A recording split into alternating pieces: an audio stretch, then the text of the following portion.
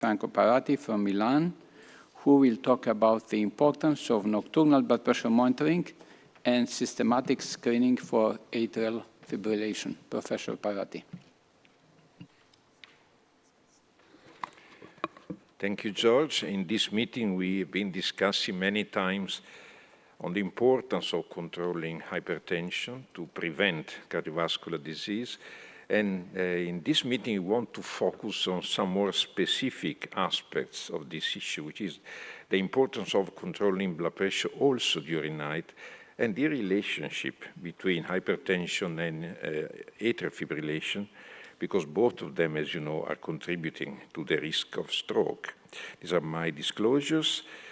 So we need to reduce the burden of cardiovascular disease and in particular of stroke. And we have very clear evidence from many studies. First of all, the World Stroke Organization held a meeting a few days ago. I was in Geneva for this meeting, participating to this event, and we're emphasizing the numbers. You see, around 12.2 million incident cases of stroke. 1 out of 4 people will have a stroke in their lifetime. It has been increasing in the last 20 years. 143 million disability-adjusted life years lost, 6.6 million deaths globally. So it's the second leading cause of death and the third leading cause of disability worldwide, with a huge cost, 451 billion. So that's not a negligible aspect. And hypertension remains a stealth killer and a major contributor to these particular events. So we have again some numbers to consider. As I said, we are facing something affecting 1 billion of people in the world, hypertension. We know that hypertension is highly prevalent in a combination with atrial fibrillation in adults older than 60 years. And the risk of atrial fibrillation increases with age, with other cardiovascular risk factors, and hypertension as well. If you combine atrial fibrillation and hypertension, you are almost doubling the risk of stroke, which means that preventing stroke becomes a top priority for us, mainly in people prone to also have atrial fibrillation. And that's why we should try to focus, and that's why we organized this meeting, on 2 aspects. One is controlling hypertension better, and we know this is not a goal achieved fully in the world. And second, how to screen for atrial fibrillation, to identify those cases which are asymptomatic.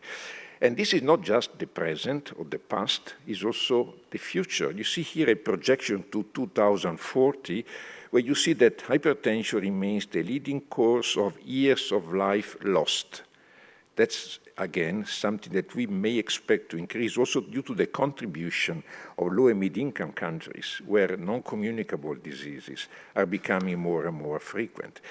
And when you focus on hypertension control, we know that we have several components to hypertension that are contributing differently to the outcome. We know that's an old slide from the SISTIO study, but that was focusing on elderly people under placebo, so we could check the events rate related to high blood pressure better. And we found clearly that office pressure is a predictor, but is a weak predictor. You get something better with daytime pressure, the 24-hour, but the best predictor was nighttime blood pressure, which is again emphasizing the importance of taking care of blood pressure at night.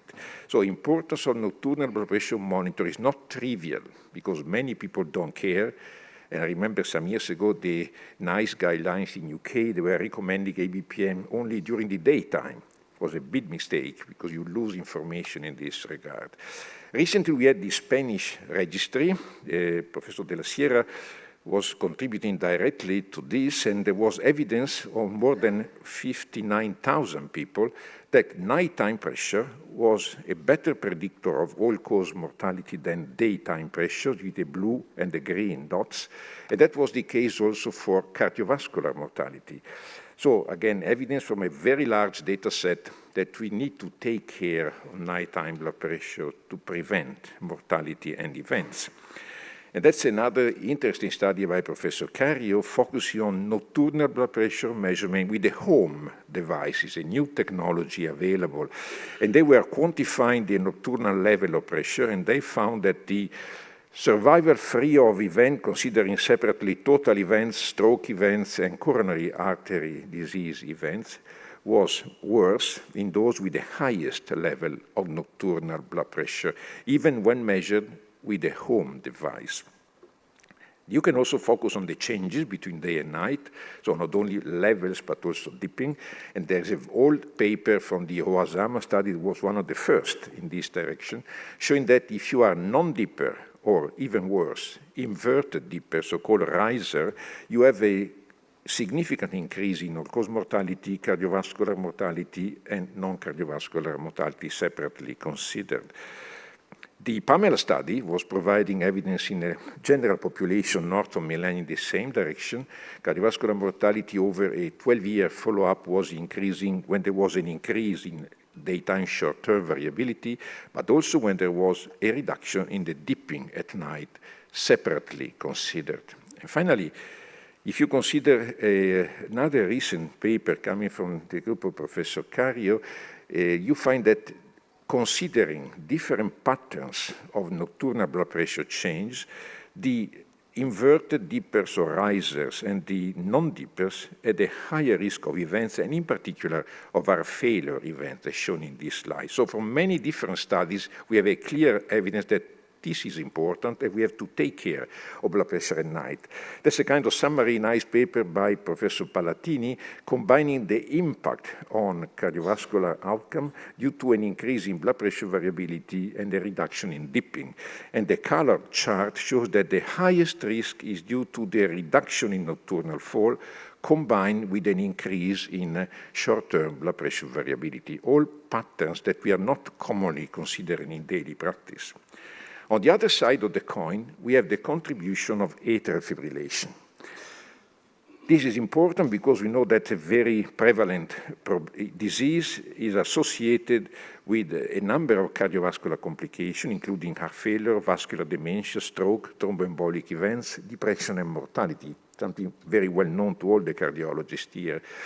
The European Society of Cardiology in 2020 published this important paper on the management of atrial fibrillation, where there was a specific emphasis on the importance of detecting asymptomatic atrial fibrillation. Why? Because this is a very prevalent phenomenon, and in many cases, people are completely asymptomatic the first time they have it, and even recurrences are commonly asymptomatic. There is also quite evidence that the embolism associated with AFib is also frequent when they have comorbidities, but also whenever they have the appearance of the arrhythmia, even without classic symptoms, or something you have to screen for. And they were showing quite worrisome data that regardless the fact that atrial fibrillation was asymptomatic or symptomatic, it was associated with an important increase in mortality, in stroke, in heart failure, and was predisposing to vascular dementia in the follow-up. So very good reason to take care of this seriously. So we have two issues here to face. First, the importance of screening, which means identifying the arrhythmia before any clinical manifestation, and mostly in the asymptomatic people. And then, of course, confirming the diagnosis. This paper, the position paper of the ESC, was suggesting a opportunistic screening in all people older than 65 years of age, accompanied by recommendation on how to manage the arrhythmia. It's not enough to detect it, you have to manage the arrhythmia properly in terms of preventing thromboembolic complication and completing the diagnosis. And also they were recommending a structured approach to collect the data and to organize a systematic management of these people. And in people older than 75 years, they were recommending a systematic screening. So opportunistic, a systematic screening depending on the age, but in both cases, you need to confirm the diagnosis, which is recommended to be obtained by using either a single lead ECG or at least 30-second duration of the recording, or having a 12-lead ECG, which is more complete and more comprehensive for the diagnosis. So, just to conclude this brief introduction, why should we then measure blood pressure during sleep? Firstly, because this is a quantitatively important phenomenon in our life. We spend 1/3 of our life more or less sleeping, and that's important to consider, but also because the nocturnal blood pressure has a number of important implications. First of all, it offers information on cardiovascular control during sleep, in health, but even more so in disease condition, where sympathetic or vagal activation might change. It allows to diagnose spatial phenotypes, such as masked hypertension due to isolated nocturnal hypertension, allows to check the occurrence of a smooth control that you might obtain with your treatment, covering the 24 hours and also in particular the night in an effective manner, either by using drugs or device-based treatment. Has a strong prognostic value. You have seen my slides before. And the question is, and this symposium will try to give you some answer, how should we best assess nocturnal blood pressure patterns? We have several possibilities that my colleagues will describe in their talks. On the other side, the second question is, why should we then screen for atrial fibrillation? Well, we have seen some data. There is an increasing prevalence of atrial fibrillation. Previously unknown AFib detection covers 10% of all ischemic stroke. The so-called cryptogenic stroke depends often on this arrhythmia. There is high prevalence of asymptomatic atrial fibrillation, and the potential to prevent strokes related to atrial fibrillation with appropriate treatment depends, of course, on how well you detect and how early you detect this arrhythmia. Asymptomatic clinical AFib is independently associated with a higher risk of stroke and mortality compared with symptomatic AF because people are not aware and they are not covered by the proper treatment. And again, the question here is, how should we best screen for atrial fibrillation? And my colleagues will discuss also this issue more in detail. So I was just introducing this topic. I just want to remind you what the World Stroke Association is strongly emphasizing. We should all work to improve stroke prevention, treatment, rehabilitation, and support.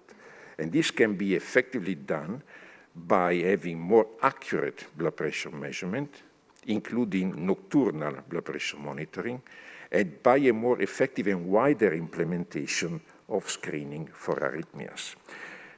So this will be the topic of this meeting. I thank you for your attention, and we will have the discussion in the end, try to combine these two important aspects that might lead to a higher rate of important complication in our patients. Thank you.